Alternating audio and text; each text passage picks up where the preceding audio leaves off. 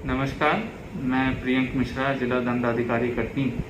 सर्वप्रथम सभी कटनी के वासियों का हार्दिक अभिनंदन करना चाहूँगा कि लगातार जनता कर्फ्यू में हमें जन समर्थन प्राप्त हो रहा है और जिसका असर ये है कि लगभग पिछले 6-7 दिनों में ज़िले की पॉजिटिविटी, मतलब 100 में से कितने लोग पॉजिटिव आ रहे हैं, इस संख्या में भी निरंतर गिरावट हो रही है और नए जो केस आ रहे हैं उनकी गंभीरता जो है उसमें भी गिरावट हो रही है। इस बात का प्रमाण इससे भी लगाया जा सकता है कि हमारे अस्पतालों पे जो दबाव था उसमें भी पिछले कुछ दिनों में हम गिरावट देख रहे हैं। ऑक्सीजन की उपलब्धता निरंतर बनी हुई है और जिले में लिक्विड मेडिकल ऑक्सीजन हो चाहे एयर सेपरेशन यूनिट के माध्यम से ऑक्सीजन की सप्लाई हो, निरंतर निर्बाध चल रही है।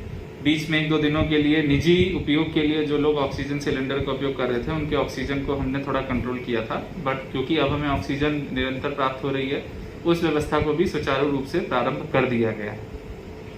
जहां तक दवाइयों की बात है, रेमडेसिविर दवाई केवल चिकित्सीय उपयोग में, इमरजेंसी यूज में लगती है और इसको हम अस्पतालों को सीधे उपलब्ध करा रहे हैं। मेरा मरीजों के परिजनों से निवेदन है कि कृपया आप ये निर्णय ना लें कि रेमडेसिविर की आवश्यकता है कि नहीं, ये निर्णय अपने डॉक्टर पर छोड़ें, क्योंकि यदि आप ये निर्णय डॉक्टर पर छोड़ेंगे तभी वो सही निर्णय ले पाएंगे। हमने ये व्यवस्था सीधे अस्पतालों के साथ बनाई है। यदि मैं जिला अस्पताल की बात करूं तो जिला अस्पताल के प्रबंधन में, वहां की क्वालिटी ऑफ सर्विस में पिछले 10 दिनों में काफी सुधार हुआ है।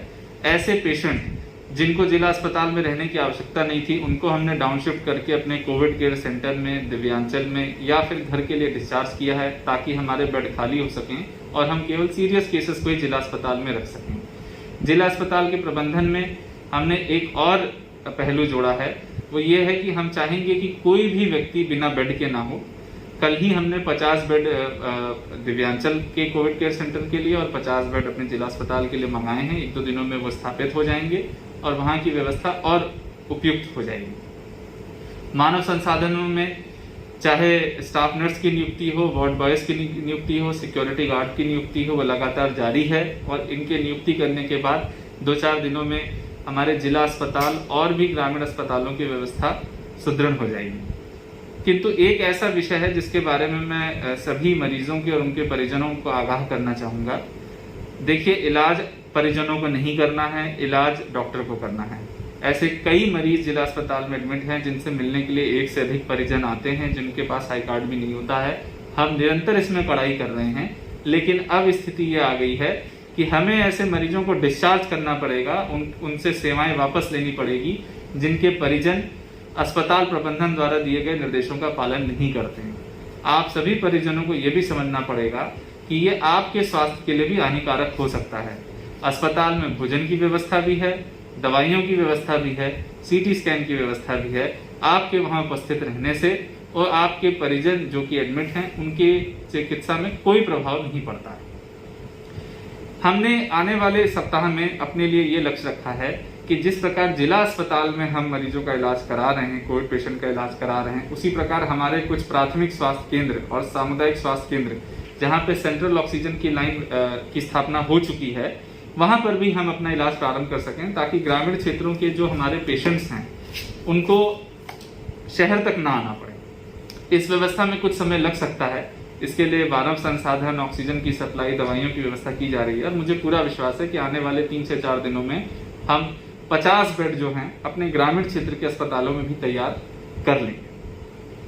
लॉकडाउन में भी हमें लगातार जन समर्थन मिल रहा है। ग्रामीण क्षेत्रों में 100 से अधिक ग्राम पंचायतों ने जनता कर्फ्यू लगा दिया है और सारे आवागमन पर स्वयं प्रतिबंध लगा दिया है।